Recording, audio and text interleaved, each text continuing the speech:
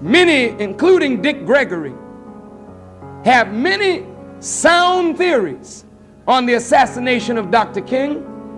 The real truth may come out maybe a few years down the road, and when it comes out, you're not going to feel too good about it. Like the real truth will come out one day soon about the murder of Malcolm X. It's too convenient for you to say Elijah Muhammad did it, the Muslims did it. It's too convenient when the real truth comes out. And I'll tell you what the real truth is. It's that same government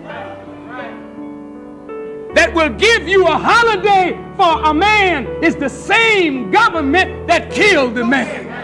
It's that same government.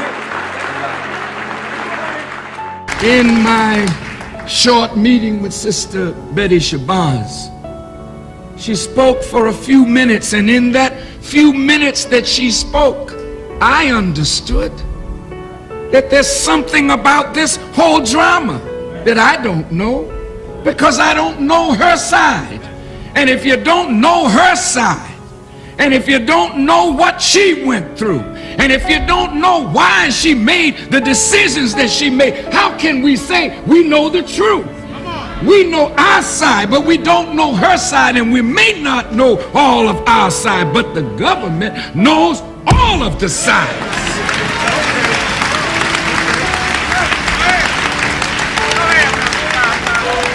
So let's open the files up. Let us all see. Lying demons. They know that Farrakhan had nothing to do with the murder of Brother Malcolm X. Listen what they told us. They told us that Malcolm X's daughter, see, I don't deal in friendship. Did she do it or not? Deal in logic. Here's a woman here in New York City. She decides she's gonna kill Farrakhan. She leaves New York where all the murderers are. They got people that have killed somebody you just to practice, because they know they're going to kill somebody on July the 4th. They just want to practice. She leaves New York, all the murderers, and goes to Minnesota where they ain't even had a drive-by shooting to hire a white boy to kill one of the most guarded brothers. We don't even have to deal with that. I knew Malcolm. I loved Malcolm. Malcolm called me the Sunday that he died. I was working Basin Street East. He said, "Brother Greg, you coming by today?" And I said, "Malcolm, I love you." And I said, "I love you so much, I don't even want to take a chance to be there." He said, "What do you mean, Brother Greg?" I said, "Well, I close tonight, Sunday night at Basin Street East." And I said, "But I had my wife book me a flight into Chicago at 8 o'clock this morning, and I'm going to Chicago, and I had way beneath my salary booked me into a college about 10 miles from the airport. And I'm going to go there and speak this afternoon, and I'm going to stay there until they tell me you dead. Because I'm not going to let this government get two of us for the price of one. And I'm going to call Adam Clayton Powell when I finish talking to you and beg him not to come there. Because today, the United States government is going to get you. Okay. And I'm not going to be there. I love you. I don't even want to take a chance of my heart changing. So I went to Chicago. And when they came and they told me Malcolm's been killed today, I got back on the plane and came back here. Malcolm was killed because of another brother named DePinto. A lot of people thought he was African, but he was East Indian. He was born in Nairobi. He's the one that changed Malcolm's head from black nationalist to Pan-Africanism and made that connection from here to there. And the government said, we can't let this happen. He's the one that persuaded Malcolm when he went to Africa and stayed 7 weeks and met with all the real leaders. And then he's the one that discussed with Malcolm of bringing racism to the doorsteps of the UN. And as Malcolm was being shot dead in New York City, DePinto was being gunned down in Nairobi. All right. All right. Same time. Go ahead. Tell it. All right. Tell it. Same time. Tell it. That's a fact. So don't tell me about no black Muslims. That's a fact. That's a fact. The same time. That's a fact. Same time. Yeah. Malcolm was being gunned down. Now, let me finish this. How this white racist system treats black folks. The black folks that they got to kill Malcolm, Malcolm was standing on a stage like I am. They threw a smoke bomb in the back. When everybody got to watching the commotion, the brothers ran up with double-barrel shotguns and shot him. But under the Freedom of Information Act, we were able to get the autopsy of Malcolm, and all the bullets in Malcolm is going down. Now, I can't stand on this stage and y'all down there pointing up, which means the government has such a low view of those black folks that would do it. They didn't even give them real bullets. They gave them blanks. Malcolm was shot from the ceiling top. And also under the Freedom of Information, the CIA have been forced to admit that they rented the Audubon Ballroom a week before. And that's when they went in there and tore them walls out and put them guns in the wall and shot him from a downward projection. That's what this game is about. And I don't believe there's a leader, a person that is over others, that has been attacked as viciously as the media has attacked Brother Farrakhan. And for nearly 30 years, at least 28 or 27, the federal government has tried to get me into their courts by making some of our believing brothers and others who were not believers lie to give them power to take me.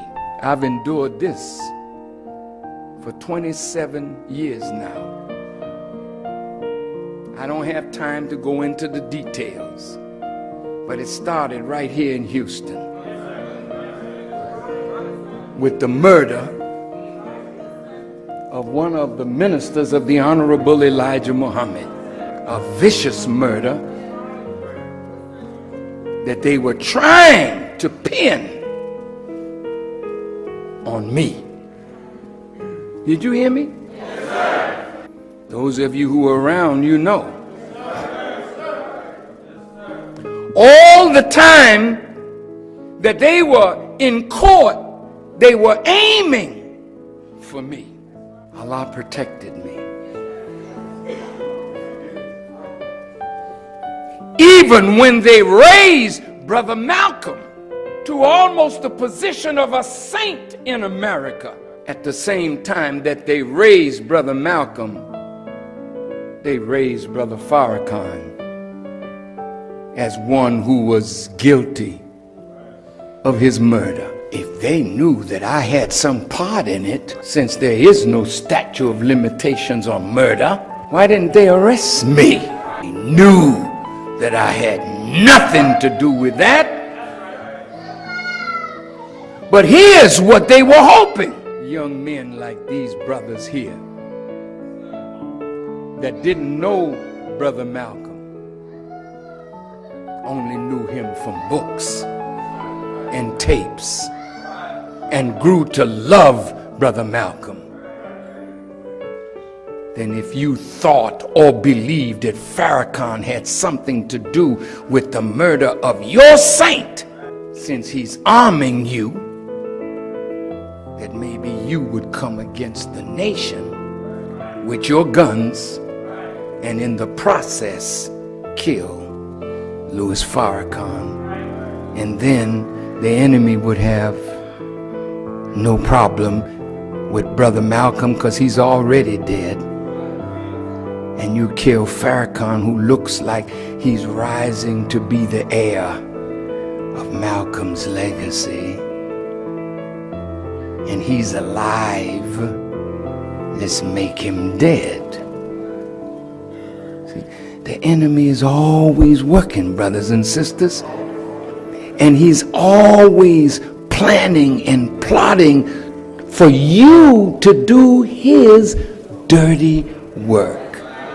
And since you didn't do it, now he got to come out himself. And that's what we've been waiting for.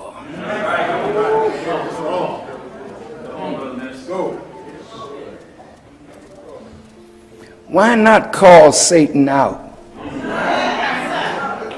Since he's the power that rules this world. Why not call him out?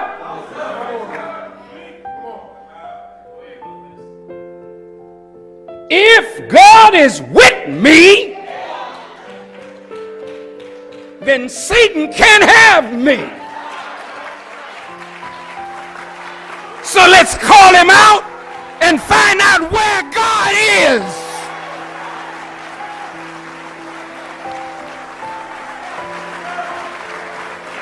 Now all the punks can stay at home. This revolution will be televised. Dear Holy Apostle, Assalamu alaikum. In the name of Allah, the Beneficent and Merciful, to whom all praise is due, whom we forever thank for giving us the most honorable and humble Elijah Muhammad as our divine leader, teacher, and guide.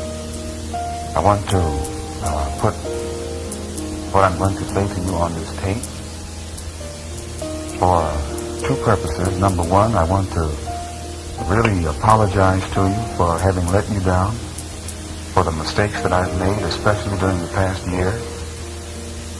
I want to confess my faults, confess my wrongs. I want to confess my weaknesses. I want you to know that thanks to Allah and you, I'm able to see myself better now. I'm able to see my weaknesses better now and my shortcomings better now. I do believe that in seeing them better, it may be possible for me to overcome them and become a better person. At least I am praying to Allah that this is the case, and above all else, I'm praying to Allah, put mercy and forgiveness in your heart, and if you weren't merciful nor forgiving toward me, I could well understand it. I've always known that Master W.D. Farad is Allah. I believe that Master W.D. Farad is Allah, and I believe that you are his messenger. I believe that your program is right, and I believe that your teachings are right, and that it was my belief in this that made me as successful as I was. Especially it was my firm belief in this that enabled me to stand up in the face of all opposition on television, on radio, before colleges, and before people out in the street at mass rallies, and support your program and present your program and represent your program. It was my faith in it that enabled me to represent it. Did you know that Brother Malcolm was by the ADL the #1 anti-Semite when he was killed? Did you know that? No, I didn't know that. Did you know that that's what I am now to them? Do they love me? I'm asking you a question. No, sir. Why don't they love me? Because I exposed them. Malcolm exposed them as the architects of all the civil rights organizations. They were behind them, giving them money. And you know what the theme was? Non-economic liberalism.